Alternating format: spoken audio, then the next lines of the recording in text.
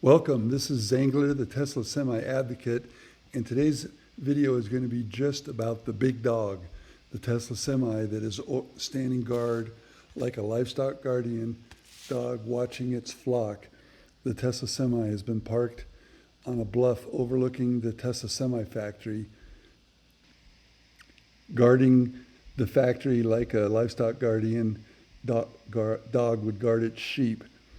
And I'm not going to talk too much about this during this video. I think it's just fun to enjoy it.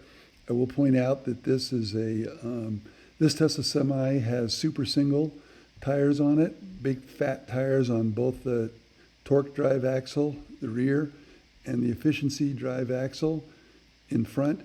And I am certain that the Tesla Semi engineering endurance team is trying all sorts of different tire combinations and gathering data. And I hope you enjoy this video. I'm gonna just let you watch it and listen to a little music in the background.